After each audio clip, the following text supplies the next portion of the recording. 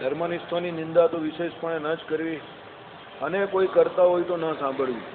બીજો કોઈ ધર્મનિષ્ઠની નિંદા કરતો હોય તો એ ભગવત ભક્ત તરીકે આપણે નહીં સાંભળવાની. બરાબર? ભગવાનના ભક્તે ભગવાન અને ભગવાનના ભક્તનો જ પક્ષ રાખવો. ધર્મમાં જે રહેનારો હોય એનો જ પક્ષ રાખવો, એના સિવાય બીજા કોઈનો પક્ષ રાખવો નહીં. ભગવાન પાસે રોજ માંગવું 4 પ્રકારના કુસંગી મારી રક્ષા કરજો, કુસંગીથી મને કાયમ છેટો રાખજો, સત્સંગીના કાયમ સંગમાં રાખજો, અને ભગવાન અને ભગવાનના ભક્તો એટલે ભાગવતો ઉત્તમ એનો એમ કે મન વચન કર્મથી મારાથી ધ્રોહ ન થાય, એમનો મને અવગુણ ન આવે એવી પ્રાર્થના કરું છું. એમ તને ભગવાન પાસે રોજ માંગવાનું. ભગવાનના ભક્તોનો પણ દ્રોહ ન થવો જોઈએ. નાના મોટા કોઈ જીવ એનો દ્રોહ નહીં કરવાનો, પ્રેમથી રહેવાનું બધે. બરાબર? ચાલો, એટલે શું છે કે ભાઈ કોઈ કરતા હોય તો સાંભળવી પણ નહીં. અર્થાત પર નિંદા માત્ર પ્રત્યવાયને આપનારી છે, તેમાં પણ દેવાદિકની નિંદા તો વિશેષપણે પ્રત્યવાય આપનારી છે, માટે તે તો અત્યંત ન જ કરવી. બીજાની નિંદા કરવાથી શું તમને પાપ થાય છે? કેમ પાપ થાય છે? કે તમે જેની નિંદા કરો છો એની અંદર પણ પરમાત્મા રહેલા છે અંતર્યામીપણે, અને નિંદા કરવાથી તમારું જે પાપ છે એ વધારે થાય છે. એનું પાપ તમને લાગે, પેલાનું પાપ હોય તે તમને વળગે. બરાબર? એટલે કહેવાનું તાત્પર્ય શું છે? કોઈ દિવસ બીજાની નિંદા નહીં કરવી, અને ખાસ કરીને દેવ જે હોય, બરાબર, તમારી જેના પ્રત્યે નિષ્ઠા હોય, તમારી જે કોઈ ઉપાસના હોય, તમે જેને માનતા હોય તે, પણ બીજા કોઈને કોઈ માનતું હોય ઈષ્ટ તરીકે, તો એના ઈષ્ટની નિંદા કદાપી ના કરવી. એટલે દેવાદિક જે કોઈ હોય એની કોઈ દિવસ નિંદા ના કરવી, કોઈ પણ ધર્મની કોઈ દિવસ ટીકા નહીં કરવી, કોઈ પણ ધર્મની કોઈ દિવસ નિંદા નહીં કરવી, કોઈ પણ સંપ્રદાયની કોઈ દિવસ ટીકા નહીં કરવી, કોઈ પણ સંપ્રદાયની કોઈ દિવસ નિંદા ના કરવી, જ્યાં સુધી એ લોકો વેદોની અંદર હોય ત્યાં સુધી. વેદ બાહ્ય કોઈ પણ ધર્મને એવો હોય તો તમે એના માટે જે કંઈ કરવું હોય તે કરી શકો. બાકી વેદોમાં જે પ્રમાણે કહ્યું એ પ્રમાણે કોઈ પણ સંપ્રદાય અને કોઈ પણ ધર્મ વર્તતો હોય અને એ પ્રમાણે જો એ ચાલતો હોય તો પછી એની નિંદા કરવાનો આપણે કોઈ અધિકાર નથી. કારણ કે સનાતનીનો અર્થ જ એ છે, પોતે એમ કહે કે બીજાના ધર્મનો પણ સત્કાર કરનારો છે, બીજાના ધર્મનો પણ આદર કરનારો છે. મહાત્મા ગાંધી કહી ગયા હતા. બરાબર? પોતાના ધર્મને જો સન્માન આપવું હોય તો બીજાને સન્માન આપતા શીખો, બીજાના ધર્મનો આદર કરતા શીખો, એનું કદાપી અપમાન ના કરો. ચાલો, જે પ્રબંધમાં પરમાત્મા શ્રી કૃષ્ણનો નિત્ય સિદ્ધ દિવ્યાકાર દિવ્ય વિભૂતિ યોગાદિકનું ખંડન કર્યું હોય તેને શાસ્ત્ર જ ન જાણવા, કેમ કે વિપરીત બોધ કરનાર છે, માટે તે ક્યારેય પણ સાંભળવું નહીં. તો ભગવાનનો જે દિવ્ય આકાર છે, બરાબર, નિત્ય સિદ્ધ દિવ્યાકાર, એટલે ભગવાનનો જે નિત્ય સિદ્ધ દિવ્યાકાર અક્ષરધામમાં જે ભગવાનનો સદાય સાકાર દિવ્યાકાર ગયો, એનું જે શાસ્ત્રને વિશે ખંડન કર્યું હોય, બરાબર, ખાસ કરીને નિરાકારવાદીઓ શું કહે છે કે ભગવાનને કોઈ આકાર નથી, બ્રહ્મ કેવું છે, કોઈ પણ પ્રકારના આકાર વગરનું છે, અલિંગપણે વર્તે છે, આવું કહે છે એ લોકો. બરાબર? નિર્વિકાર છે, નિરંજન છે, બરાબર, નિત્ય નિરંજન એવું કહે છે. બરાબર? નિરાકારવાદીઓ એવા જે કોઈ શાસ્ત્ર હોય જે નિરાકાર બ્રહ્મનું પ્રતિપાદન કરતા હોય અને સાકારનો ભગવાનના દિવ્ય આકારનું જેમાં ખંડન કરેલું હોય એ કદાપી ના માનવું. બીજું શું? દિવ્ય વિભૂતિ યોગાદિકનું ખંડન કર્યું હોય. ભગવાનની જે વિભૂતિઓ છે, બરાબર, સમસ્ત જગતને વિશે આ પરમાત્માની વિભૂતિ જ છે. આ જગત પોતે જ પરમાત્માની વિભૂતિ છે. ભગવાનની 2 મુખ્ય વિભૂતિ કઈ, નિત્ય વિભૂતિ અને લીલા વિભૂતિ. એમાં જગત જે છે તે લીલા વિભૂતિ છે, એ પરમાત્માની જ વિભૂતિ રૂપ છે, અને જગતની અંદર પણ પરમાત્માની ઘણી બધી વિભૂતિઓ છે. બરાબર? એનું જે શાસ્ત્રોમાં ખંડન કર્યું હોય, અને કોઈ એમ કહેનાર હોય કે ભાઈ આ અનંતકોટી બ્રહ્માંડની રચના તો આપમેળે થાય છે કે આ કરનાર એનો કોઈ બીજો છે, એવું જે કહેતો હોય, એવું જે કંઈ શાસ્ત્ર હોય એ પણ કદાચ માનવું નહીં. કેમ? આપણે તો ભગવાનની ઈચ્છાએ કરીને, ભગવાનના સંકલ્પે કરીને જ અનંતકોટી બ્રહ્માંડની એમ કહી કે શું ઉત્પત્તિ સ્થિતિને પ્રલય થાય છે એવું માનીએ છીએ. બરાબર?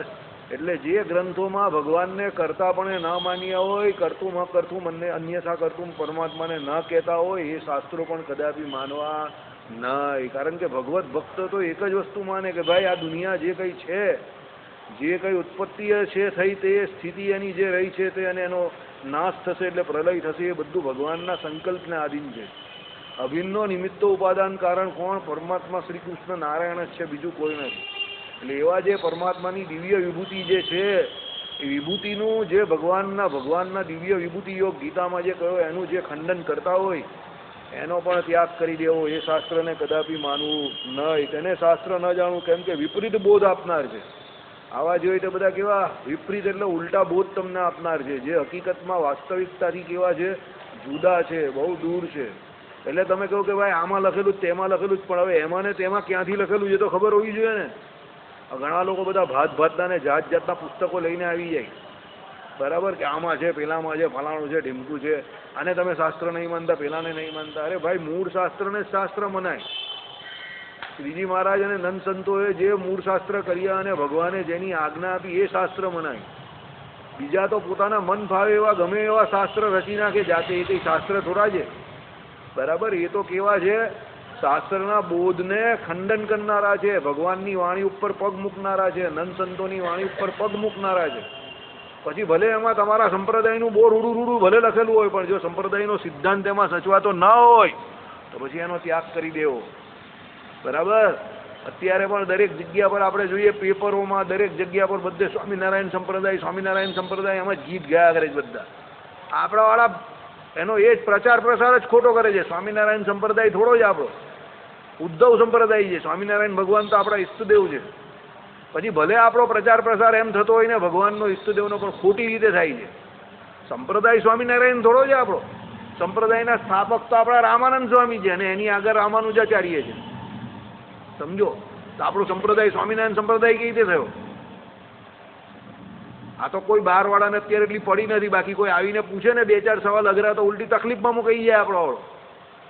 સંપ્રદાય જે સંપ્રદાયના ગુરુ હોય, જેના થકી સંપ્રદાયની સ્થાપના થઈ હોય, એના નામથી ચાલતો હોય સંપ્રદાય, સમજો. કે ભાઈ રામાનુજાચાર્યનો રામાનુજ સંપ્રદાય, તો રામાનુજાચાર્ય એની સ્થાપના કરેલી એટલે એમના નામથી ચાલે છે. તો આપણા સંપ્રદાયની કઈ એ સ્થાપના થોડી શ્રીજી મહારાજે કરેલી, તો રામાનંદ સ્વામીએ કરી દીધેલી ઓલરેડી. અને રામાનંદ સ્વામીને સ્વપ્નને વિશે આમાં આવ્યું પ્રમાણે રામાનુજાચાર્યએ દીક્ષા આપેલી. તો સંપ્રદાય થોડો સ્વામિનારાયણ થયો. આઈડિયા આવ્યો કે નહીં? બરાબર. સંપ્રદાય એટલે ગુરુ પરંપરા. તો શું રામાનુજાચાર્ય કે રામાનંદ સ્વામી આપણા ગુરુ નહીં હતા? હતા જ ને ગુરુ. તો સંપ્રદાય એટલે એ આપણો એ સંપ્રદાય સ્વામિનારાયણ સંપ્રદાય નથી ભાઈ. જાહેરમાં કોઈ બોલતું હોય તો એને રોકવા જેવા છે. હવે એની વિરુદ્ધમાં કહેવા જેવું છે કે ભાઈ તમે આ ખોટો પ્રચાર પ્રસાર નહીં કરો. ભલે આપણા ઈષ્ટદેવનો થાય છે, પણ ખોટો પ્રચાર પ્રસાર થાય છે, બરાબર. સંપ્રદાય તો આપણો ઉદ્ધવ સંપ્રદાય છે, આપણા ઈષ્ટદેવ સ્વામિનારાયણ ભગવાન છે. એમ કરીને વાત કરો કે ભાઈ અમે ઉદ્ધવ સંપ્રદાયના આશ્રિત, જેના ઈષ્ટદેવ અમારા કોણ? શ્રી સ્વામિનારાયણ ભગવાન, અને એના પ્રતિનિધિ તરીકે અમે અહીંયા આવેલા છે. એમ તમે વાત કરો તો અલગ છે, પણ તમે એમ કહો સ્વામિનારાયણ સંપ્રદાયમાંથી આવેલા છે એટલે હું, બરાબર. સ્વામિનારાયણ સંપ્રદાય નથી ભાઈ આપણો. એટલે અત્યારે આજે જ મેં પેપરમાં વાંચ્યું, સ્વામિનારાયણ સંપ્રદાયનું કંઈ નવું ચાલુ થયું જ નથી. બધા જ પોતપોતાની આગળ સ્વામિનારાયણ સંપ્રદાય મૂકવા માંડ્યા, જેટલા છે એ બધા, બરાબર. એટલે કહેવાનો મતલબ શું છે કે બધા સંપ્રદાયની અંદર ઘૂસી ગયા. સ્વામિનારાયણ બહુ મોટો શબ્દ છે, એની અંદર બધા જ આવી ગયા. બલિયા, છલિયા, કલિયા બધા જ આવી ગયા, સમજો. એટલે સંપ્રદાય તો આપણો ઉદ્ધવ સંપ્રદાય છે, અને ઉદ્ધવજીએ જે સંપ્રદાયની રચના કરેલી એ સંપ્રદાય છે આપણો. ચાલો, માટે તે ક્યારેય પણ સાંભળવું નહીં. તરવાર વગેરે આયુધ, અફીણ આદિ વિષ, પોપટ આદિ પક્ષીઓ અને માછલાઓને બંધન કરનારી ઝાડ, આ પદાર્થો કોઈ યાચના કરનારને પણ આપવી નહીં. કારણ કે જો આયુધાદિક મળે તો પુરુષો પરપીડા માટે નિશ્ચય પ્રવર્તે છે. માટે આવા પદાર્થો આપવા લાયક પદાર્થોમાં ગણવા ના. એટલે કોઈનું પણ બંધન ક્યારેય કરવું નહીં. ઘરમાં પોપટ નહીં પાડવાના, કારણ કે એને તમે પેલા પિંજરામાં પૂરી દેવ છો, એનું જીવન પેલા પિંજરા પૂરતું મર્યાદિત થઈ જાય. ઘરમાં પેલા માછલા નહીં રાખવાના, કારણ કે એની જિંદગી સમુદ્રની જગ્યા પર પેલા માછલી ઘરમાં આવી જાય. ઘણા હરિભક્તોને ત્યાં પણ માછલીના ઘર હોય ને ઘણા હરિભક્તોને ત્યાં પેલા પોપટના મોટા મોટા પિંજરા હોય. ગાય પાડો ઘરે, બરાબર. પોપટને પાડવાની કોઈ જરૂર નથી, શાસ્ત્ર ના પાડે છે. કારણ કે પોપટનું જીવન ખુલ્લો આસમાનમાં રહેવાનું છે, ઝાડ ઉપર રહેવાનું છે, એને બંધન કરવાનું નથી આપણે. એટલે કહેવાનું તાત્પર્ય શું છે કે ભાઈ આયુધ કોઈને તરવાર વગેરે આપવાની, કારણ કે એનાથી શું બીજાને કંઈ અંગનું છેદન કરે તો બીજાને પીડા થશે. બીજું શું, અફીણ આદિ વિષ ના આપવું, કારણ કે એનાથી બીજાની જાન જ જવાની છે, પ્રાણ જાય એવું છે. અફીણ વધારે પી લે તો પેલાનું શું થાય? રામ નામ સત્ય થઈ જાય. અને પોપટ આદિ પક્ષીઓ તથા માછલાઓને બંધન કરનારી ઝાડ, જાળીઓ ફેંકીને બધા પક્ષીઓને પહેલા લોકો પકડી લેતા હતા, પારધીઓ. એ રીતે પોપટ આદિને પકડી લઈને પછી એને વેચી નાખે એ લોકો. પોપટ કે એના ઘરમાં થોડા ખેતીમાં થવાના છે, તો પકડીને જ લાવ્યો હોય ને. માછલી કઈ કોઈના ઘરમાં થોડો કોઈ પ્રોડ્યુસ કરવાનો છે, તો પકડીને જ લાવ્યો હોય ને ઝાડ નાખીને. એટલે એનાથી શું થાય? તો જીવને પીડા થાય ને, જેને પકડવું હોય એને કેટલી પીડા થાય.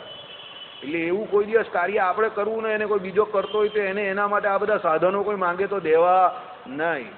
કેમ? આ બધું પર પીડા માટે છે. એટલે બીજાને પીડા થાય એનાથી શું છે? ભગવાન એની અંદર રહેલા દુખાય. તો હરિભક્તોએ આવું કર્મ ક્યારેય ના કરવું. બરાબર? ચલો.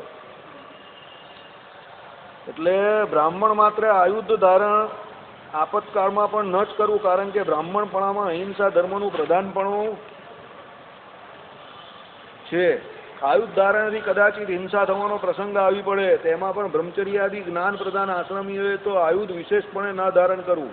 અને તથા આયુધ થકી બીજું જે વસ્તુ જીવ હિંસાનો પ્રસંગ લાવે એવું હોય તે કાંઈ પણ વસ્તુ ક્યારેય પણ ન જ ધારણ કરવું. જીવ હિંસા સર્વ પ્રકારે વર્જવી, એટલું આ 2 શ્લોકનું તાત્પર્ય છે. કેમ કે અહિંસા ધર્મ સર્વ ધર્મમાં મૂળ છે.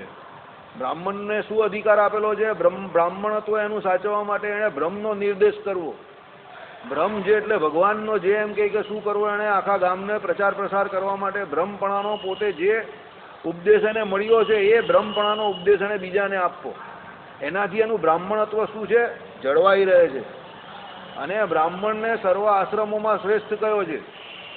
4 આશ્રમમાં સૌ પ્રથમ આશ્રમમાં, એટલે 4 વર્ણમાં સૌ પ્રથમ વર્ણમાં બ્રાહ્મણ આવે છે. અને આશ્રમમાં કોણ? બ્રહ્મચર્ય આશ્રમ પહેલો આવે છે. કહેવાનું તાત્પર્ય એવું છે કે એ બ્રાહ્મણ બ્રહ્મચર્યાશ્રમમાં હોય ત્યારે તો એણે વધારે સખ્તાઈથી શું છે? અહિંસા ધર્મનું પાલન કરવાનું છે. કેમ? બ્રહ્મચારીને કોઈ પણ પ્રકારે મન કર્મ વચને કરીને કોઈની હિંસા પોસાય એવી નથી, ખપે એવી નથી. એને તો એના શું? બ્રહ્મચારીના ધર્મમાં રહેવાનું છે. સદાકાર કેવા ધીરજવાન રહેવાનું છે. મહારાજે શિક્ષાપત્રીમાં કહ્યું ને એ પ્રમાણે સંતોષે યુક્ત રહેવું, બ્રાહ્મણે ધીરજવાન રહેવું, અને હંમેશા શું?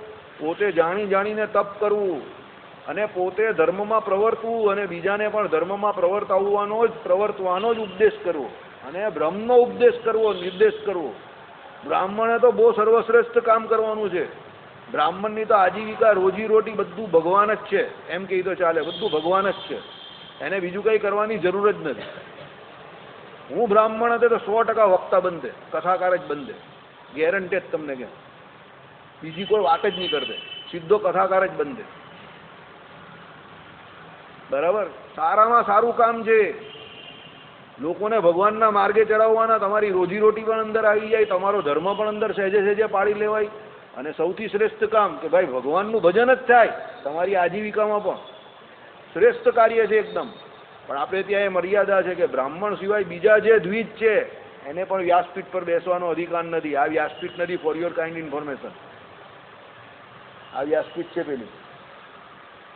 વ્યાસપીઠ પર ફક્ત ને ફક્ત બ્રાહ્મણ જ બેસી શકે, તો પણ નહીં બેસી શકે.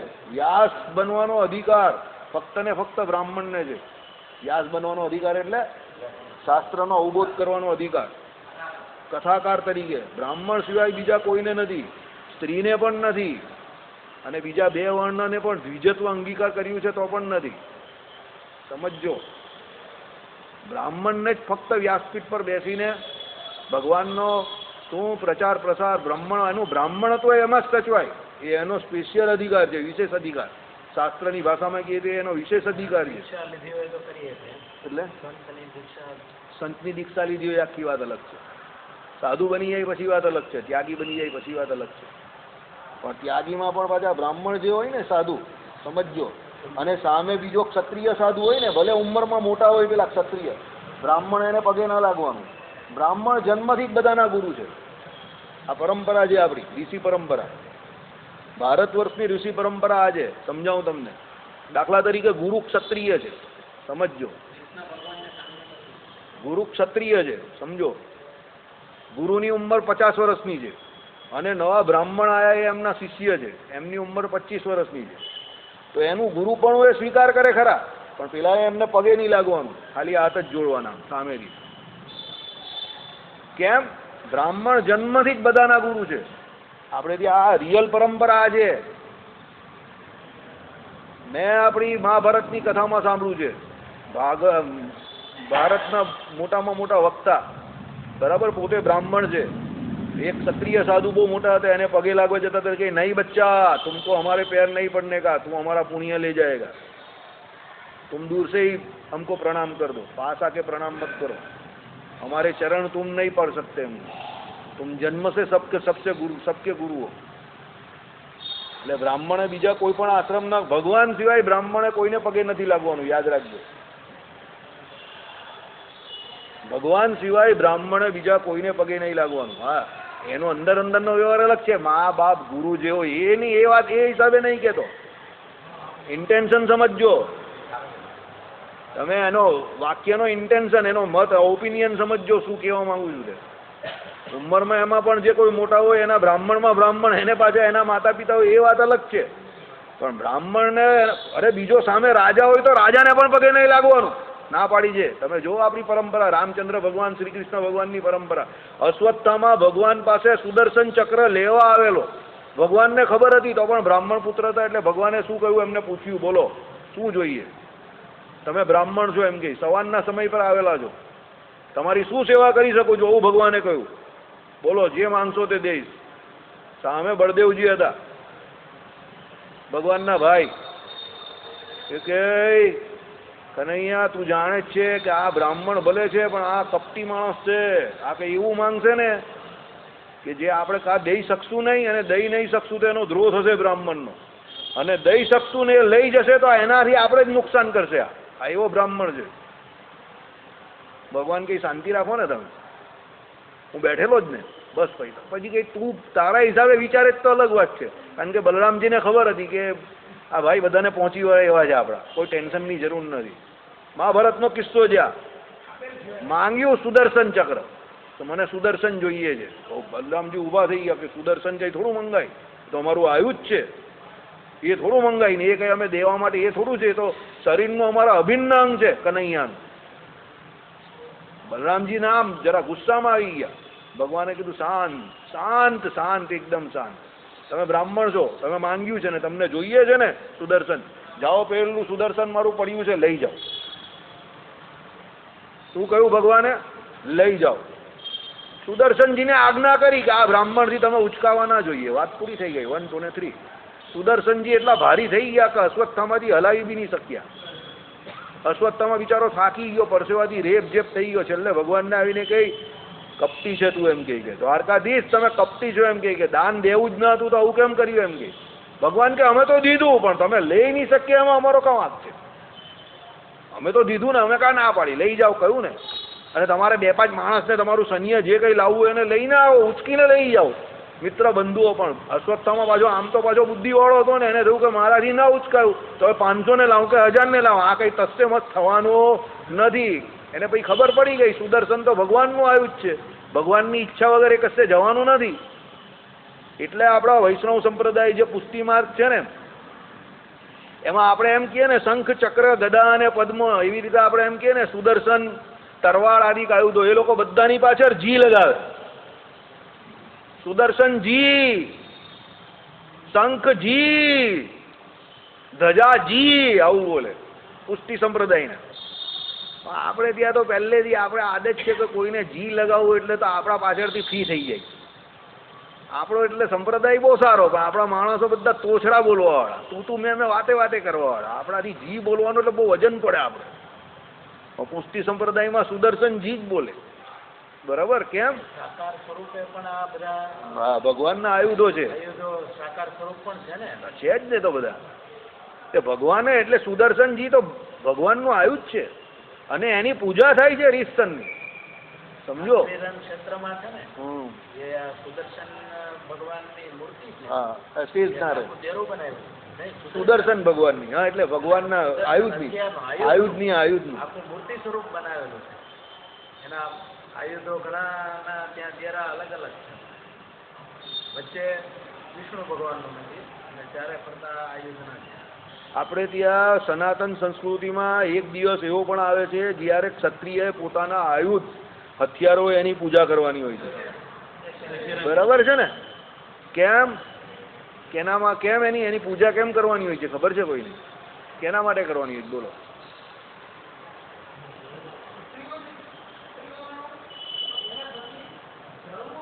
એનો ધર્મ સચવાય છે, રક્ષણ માટે છે, ડિફેન્સ માટે, બરાબર, એ રક્ષણ માટે છે. અને કહી દઉં તમને, શસ્ત્ર ચલાવવું ફક્ત ને ફક્ત તાકાતનું કામ નથી. આ બહુ ખોટી ઇમ્પ્રેશન છે કોઈના મગજમાં, આપણા મગજમાં અત્યારે, કારણ કે આપણે શસ્ત્રવાળો યુગ જોયો નથી ને, એટલે આપણા મગજમાં એવું જ છે કે શસ્ત્ર ચલાવવું એટલે ફક્ત ને ફક્ત તાકાતનું, બાહુબળનું કામ છે. સોરી, હિંમતને સૌથી વધારે બુદ્ધિનું કામ છે, બુદ્ધિનું કામ છે. મહાભારતના સૌથી મોટા 2 કિસ્સા જોઈ લેવું, જેમાં અર્જુનજી 2 મોટામાં મોટી એ જીતી ગયા સ્પર્ધા. એક તો નાના હતા ત્યારે પેલું પક્ષી મૂકેલું તેમાં, બરાબર, એમાં શું શસ્ત્ર ચલાવવાની છૂટ કોને આપી? આચાર્ય દ્રોણે. કોને આપી? અર્જુનજીને આપી ને. કેમ? એમને ખબર પડી કે સૌથી વધારે બુદ્ધિશાળી આ છે, એટલે શસ્ત્ર એને જ ચલાવવાનો અધિકાર છે જે બુદ્ધિશાળી છે. બાકી બુદ્ધિ વગર કોઈ શસ્ત્ર ચલાવે તો બધું ખેદાન મેદાન થઈ જાય. હા, અશ્વત્થામાએ બ્રહ્માસ્ત્ર છેલ્લે બુદ્ધિ વગર છોડેલું તો ભગવાન વ્યાસજીએ કેવા ટોયકા કે તમને પાછું લેતા નહીં આવડતું હોય તો કેમ આ ચલાવ્યો? अश्वत्थामा तुम अपना ब्रह्मास्त्र वापस ले लो, अर्जुन तुम अपना ब्रह्मास्त्र वापस ले लो.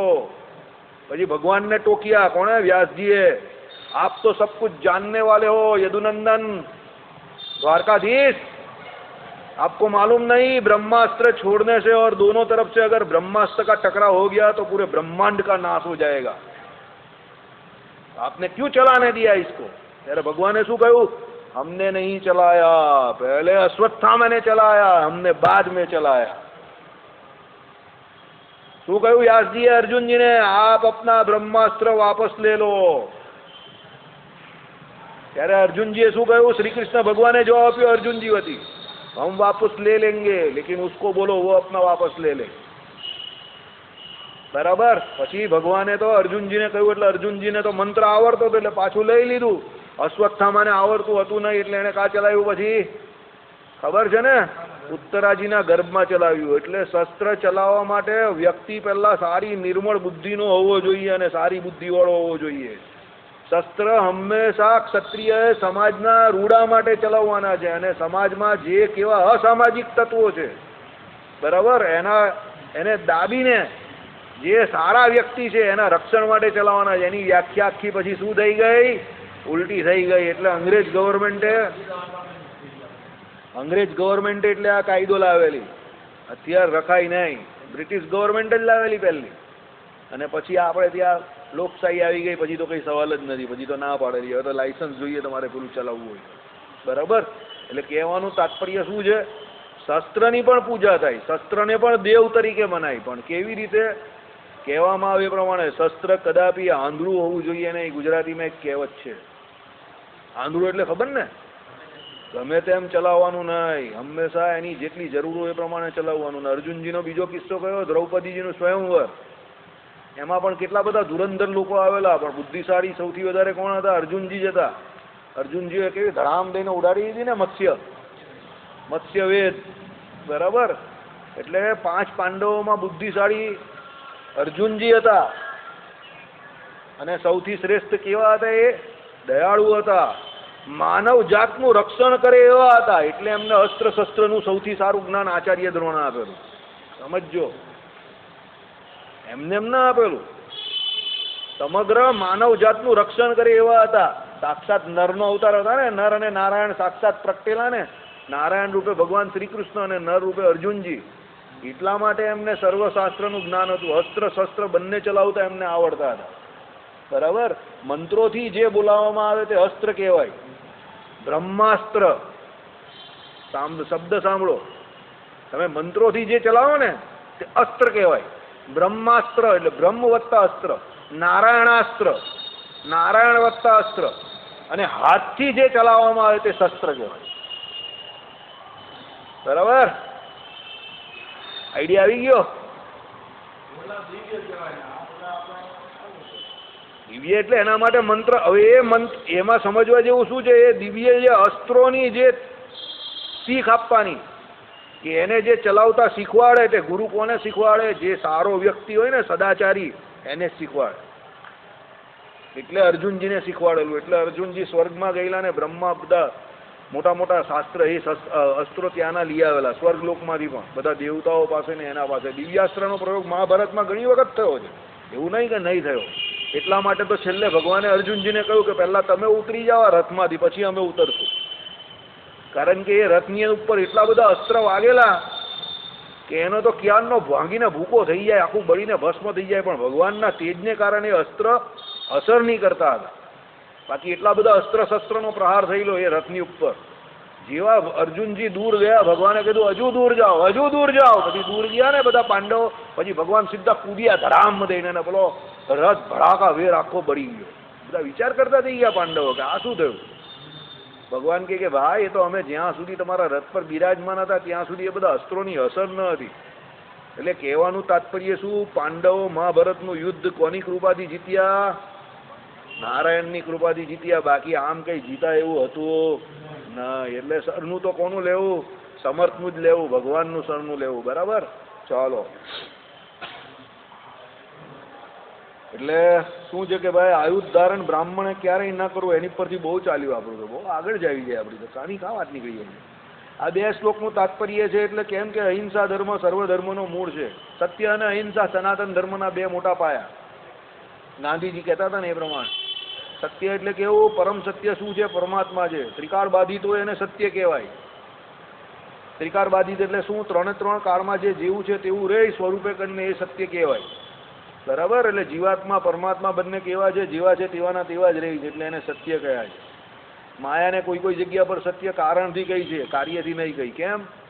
એના સ્વભાવની અંદર કાયમ માટે શું થયા કરે છે? પરિવર્તન થયા કરે છે. પણ એ પાછી જેવી છે તેવી ને તેવી નહીં રહેતી. પણ શું છે?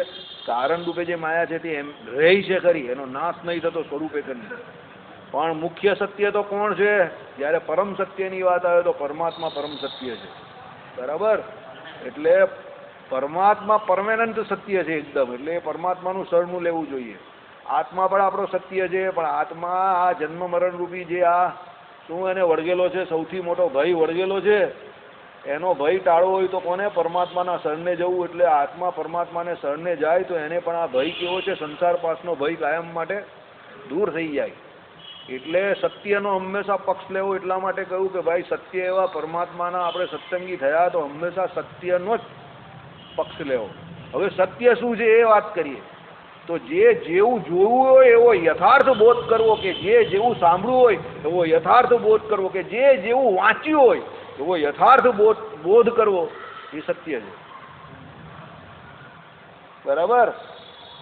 યુધિષ્ઠિર જે બોલેલા ને, અશ્વત્થામાં તો મરાયો પણ નરોવા કુંજરોવા, એટલે ભગવાનનો પિત્તો ગયો. ભગવાને શંખ વગાડી દીધો. નરોવા કુંજરોવા કોઈને સાંભળવા જ ના દીધું. કેમ? ભગવાને કહેલું ને. શું કહેલું? અશ્વત્થામાં મરાયો એટલે અશ્વત્થામાં મરાયો એ જ બોલવાનું. ભીમસેનને તો કોઈ ચિંતા હતી નહીં, એમણે તો મારી નાખ્યો હાથીને, જોર જોરમાં છાતી કૂટવા માંડી. અશ્વત્થામાં મરાયો, મારી નાખ્યો, મારી નાખ્યો, ગદા ફેરવી નાખી એને. બરાબર. ભીમસેન બહુ એગ્રેસિવ હતા, ભાવતું હતું ને. વૈદ્ય કહ્યું ભાગવું હતું ને, ઢોળ મળી ગયું, એવું હતું એમનું કામ. એમણે ભગવાને કહ્યું મારી નાખ પેલા અશ્વત્થામા નામના હાથીને, તો મારો, અને જોર જોરમાં બૂમ પાડજો. ને આચાર્ય દ્રોણની સામે જઈને તો બહુ આનંદમાં બૂમ પાડજો, જોર જોરમાં બૂમ પાડજો. યુધિષ્ઠિરજીને જરા ધર્મવાળા વધારે પડતા હતા, એટલે એમને જરા એવું લાગ્યું કે આ તો અધર્મ છે, જુઠ્ઠું બોલવાનું આવું. ભગવાન કહે કે કઈ જુઠ્ઠું નથી. બરાબર. અમે કહીએ છીએ અમે કાયમ સત્યના પક્ષમાં જોઈએ, ધર્મના પક્ષમાં જોઈએ. અશ્વત્થામાં મરાયો એટલે મરાયો. હાથી મર્યો કે માણા મર્યો, નરોવા કુંજરોવા એ બોલવાની તમારે કોઈ જરૂર નથી. ભગવાન કહીને જ્યારે અમે હોઈએ હાજર સાક્ષાત આ પૃથ્વી ઉપર, ધરા ઉપર, ત્યારે અમે જે બોલીએ એ જ ન્યાય કહેવાય, અમે જે બોલીએ એ જ ધર્મ. પછી ત્યારે પુસ્તકના પાના પલટાવા જવાનું નહીં. બરાબર. ભગવાન કે એ જ ન્યાય પછી, અને ભગવાન જે કે એ જ ધર્મ અને એ જ સત્ય.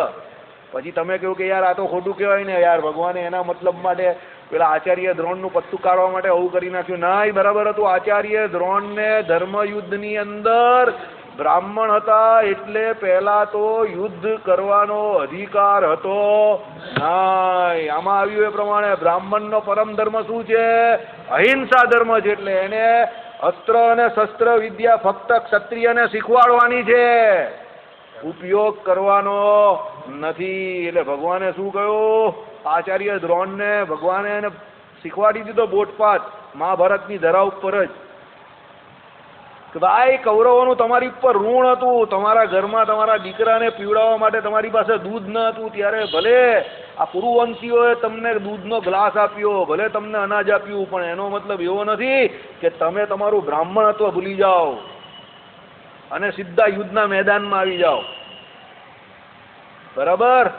તમે આવી ગયા તો પાછળથી અંધ પરંપરા ચાલશે. આચાર્ય દ્રોણ જેવો મોટો માણસ આવી જાય તો પાછળથી અંધ પરંપરા ચાલશે, અને બીજા પણ ઘણા બ્રાહ્મણો હાથમાં શું અસ્ત્ર શસ્ત્ર ઉઠાવી લેશે, તો સમાજની જે આખી આ પરંપરા છે તે શું બગડી જશે. એટલે ભગવાને શું કર્યું, ત્યારે જ રોક લગાવી દીધી, મૂકી દીધા અસ્ત્ર. બરાબર? ધનુષ બનુષ બધું સાઈડ પર મૂક્યું. એટલે ધૃષ્ટદ્યુમ્ન આયા અને સડાક દઈને ગરદન કાપી નાખી આચાર્ય દ્રોણની.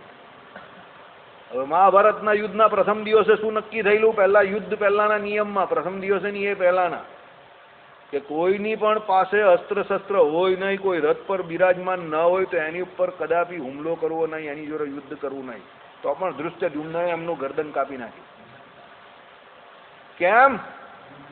એ પહેલા કોણ, અર્જુનજીના દીકરા કોણ, અભિમન્યુજી, એને 7 મહારથીઓએ ભેળા મરીને મારેલો. એટલે ભગવાન ત્યારે કઈ બોલ્યા નહીં. અધર્મનું પાલન ત્યારે પ્રધાન સેનાપતિ કોણ હતા? આચાર્ય દ્રોણ હતા. આચાર્ય દ્રોણ રોકી શકતા હતા, પણ એમણે રોક્યા નહીં પેલા 7 જણાને. હા, એમને દુઃખ થયેલું એ વાત બરાબર છે, પણ એમણે રોક્યા નહીં ને, એમની એ ફરજ હતી. એટલે જ્યારે તમે પ્રધાન સેનાપતિ હોવ, કે જ્યારે તમે રાજા હોવ, ત્યારે તમારા દેશની અંદર તમે જે યુદ્ધ કરતા હો એની અંદર ધર્મનું આચરણ થાય, એની જવાબદારી સંપૂર્ણપણે તમારી છે. બાકી તમારી પ્રજા કે તમારું સૈન્ય પણ જો અધર્મ આચરે તો એનું પાપ કોને લાગે? રાજાને લાગે છે. એટલે એ દોષ હતો કોનામાં? આચાર્ય દ્રોણમાં. એટલે આચાર્ય દ્રોણ જોડે પણ આવું ભગવાને કરવા દીધું. ભગવાન કોઈ અન્યાય કરતા નથી, અને મારી પાસે કોઈ દિવસ કોઈ એવો સવાલ લઈને ના આવતા કે આવું ભગવાને કેમ કર્યું. બધા સવાલના જવાબ છે મહાભારતમાં. જે તમને નરી આંખે અને કોઈ કાચો પોચો માણસ ભગવાનના નિશ્ચય વગરનો સાંભળે કે સંભળાવે તો તમને એ અધર્મ લાગે, અન્યાય લાગે, પણ મહાભારતને વિશે દરેક સવાલના જવાબ છે. બધો ધર્મ જ હતો. ભગવાને જે કર્યો બધો ધર્મ જ હતો. બરાબર? ભગવાન જે કે એ બધો ધર્મ જ હોય. 16,108 રાણી કરવાની અત્યારે ના પાડો, પણ એ સમયમાં પેલો રાક્ષસ જે રાણીઓને લઈ ગયો હતો, અને 16,108 એ કન્યાઓનું થાય શું? તો સમાજમાં તો પછી શું થાય? એ જરાસંઘ વાળો નહીં હતો, તો પેલો બીજો હતો. કાર્યવન નહીં હતો, એ તો પેલો બીજો હતો. તમે યાર હું છાંટા ફેંકા ફેંક જ કરો. મને જો એક વસ્તુ કહી દઉં તમને, નામ યાદ નહીં હોય, પણ નામ કયું એ કોઈ બોલે સાચું છે કે ખોટું એટલી ખબર હોય પાછી. એ જરાસંઘ કહી તો પણ હું નહીં માનું, કારણ કે જરાસંઘ થોડો હોય, એ બીજું હતું. એ તો 86 રાજા પકડેલા. નરકાસુર હતો. નરકાસુર હતો એ. બરાબર? હા, સત્યભામા જોડે ભગવાન બંને જોડે ગયેલા ને, તે વાત છે આખી. એ દશમસ્કંદના એમાં પાછળના એમાં આવે, દ્વારકામાં ભગવાન આવે ને પછી ચરિત્રમાં આવે, પૂર્વાદમાં આવે, ઉત્તરાદમાં આવે. હા, હરિવંશમાં આવે ને મહાભારતમાં બહુ નાનું હશે, પણ હા, હરિવંશમાં ને આમાં બહુ વધારે છે. ભાગવતના દશમસ્કંદમાં જે પાછળનો ભાગ જે છે ને, એમાં પણ આ ચરિત્ર વધારે છે, મોટું છે. દ્વારકામાં ભગવાન આવે જ ને, પછીના ચરિત્રમાં મુખ્ય ચરિત્રકાર હરિવંશમાં તો આવે.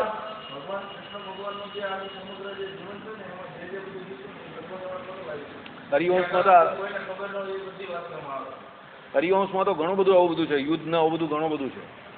બરાબર? એટલે કહેવાનું તાત્પર્ય શું છે? ધર્મનું આચરણ કરવું એ શ્રેષ્ઠ વ્યક્તિ હોય એનું પૂરેપૂરું કામ છે, કારણ કે બીજા એનું અનુકરણ કરતા હોય. એટલા માટે આચાર્ય દ્રોણને આ પ્રમાણે માર્યા. બરાબર? એટલે કોઈ અધર્મ હતો નહીં. બરાબર? ચાલો સ્વામી, આપણા મંદિરમાં પણ અહીંયા બેઠા હોય એમાં ઘણાને એવું લાગતું હોય કે ભગવાને આવું કર્યું, ગેમ કરી નાખી એની. કર્ણને પણ એવી રીતે મારેલો. બરાબર ને? એ પણ પહેલા જે નિયમ બનેલા એની વિરુદ્ધમાં હતું, કારણ કે એ પણ રથનું પૈંડું સીધું કરવા ગયેલા. બરાબર છે ને? કર્ણમાં પણ અધર્મ ન હતો, એમાં પણ ધર્મ જ કરેલો ભગવાને. ભગવાને અધર્મ કરેલો જ નહીં, કારણ કે કર્ણને પહેલા ભગવાન સમજાવવા ગયેલા કે આ ધર્મયુદ્ધ છે. અને તમે એમ કહી કે પાંડવોના પક્ષે યુદ્ધ કરો એવી મારી ઈચ્છા છે.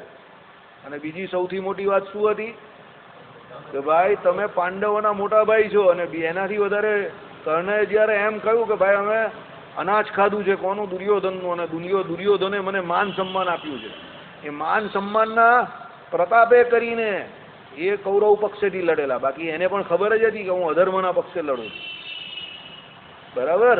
એટલે ભગવાન કદાપી કોઈ પણ પ્રકારનો અન્યાય નહીં કરતા. પેલું બાલીવાળું પણ કાલે આપણે વાત કરેલી ને, તો બાલીને કેમ મારી નાખ્યો? ભગવાનનું હંમેશા કોઈ પણ ક્રિયા ભગવાન કરે એ તટસ્થ જ હોય અને બરાબર જ હોય. સમજજો, એમાં કોઈ પ્રકારનો કદાપી સંકલ્પ કરવો નહીં કે ભગવાને આવું કેમ કર્યું. ભગવાને શ્રીજી મહારાજે વચનામૃતમાં કહ્યું ને એ પ્રમાણે ભગવાને એવું કયું ચરિત્ર કર્યું કે જે શાસ્ત્રબાનનું હોય? બતાવો. સ્વયં પ્રકાશાનંદ સ્વામીને કહી દીધું મહારાજે સારંગપુરના વચનામૃતમાં. ભગવાને એવું કયું ચરિત્ર કર્યું કે જે શાસ્ત્રબાનનું હોય? એક તો બતાવો મને. આવું શ્રીજી મહારાજ કહેતા હોય એટલે વાત પૂરી થઈ ગઈ. 1, 2 ને 3. એટલે આપણી સમજણમાં ફેર પડતી હોય, સમજજો. બાકી ભગવાનનું કોઈ ચરિત્ર શાસ્ત્રબાનનું ના હોય, યાદ રાખજો.